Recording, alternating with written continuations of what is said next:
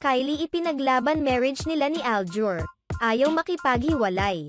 Sa kamakailang episode ng Fast Talk with Boy Abunda nitong November 3, 2023, isiniwalat ni Kylie Padilla na ipinaglaban niya hanggang sa dulo ang marriage nila ni Aljur Abrenica, subalit hindi sila ipinaglaban ni Aljur.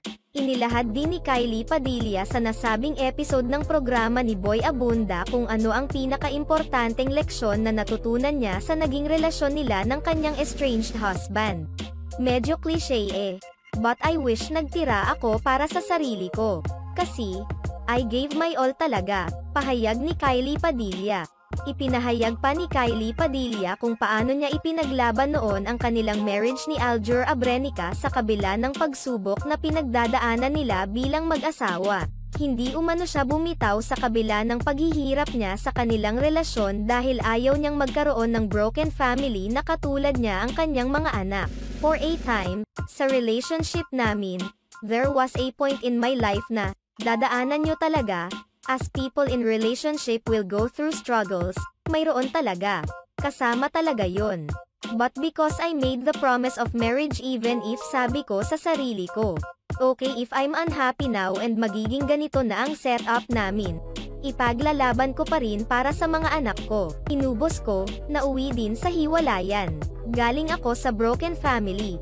So ayokong matulad like, I hate it when people say, artista yan, palit-palit lang, but people don't know how much it hurt me. Emosyonal na pag-amin ni Kylie. Dagdag pang pag-amin ni Kylie Padilla na kahit nahihirapan siya sa pagdaan sa postpartum stage, ipinaglaban pa rin niya at pinanindigan ang marriage nila ni Aljur, subalit hindi umano ito sinuklian ng dati niyang asawa. Nagpakasal umano si Kylie Padilla sa kabila ng hindi niya paniniwala sa kasal para lamang magkaroon ng buong pamilya ang kanyang mga anak at hindi matulad sa kanya. Subalit sa huli ay iniwan pa rin siya at nangyari sa kanyang mga anak ang pinagdaanan niya noon nang maghiwalay rin ang kanyang mga magulang. Kylie speaks with class, wisdom and kindness. Her kids will definitely be proud of their mom. Bahala na si Aljur but still hoping he gets back to his senses. Grabe, wala akong masabi sa interview ni Kylie. Very strong woman and full of positivity, nakaka-inspire and very powerful, lalo na sa katulad kong first time mom anak na talaga ang priority sa buhay. Nakakaiyak naman pag-usapang family and napakatagos sa puso yung sinabi ni Kylie na, mga anak sa akin kayo tumakbo. Sometimes etong mga katagang to hindi natin madalas marinig pero pag narinig mo siya sa magulang mo maiiyak ka na lang. Salamat sa inyong panonood sa aming video.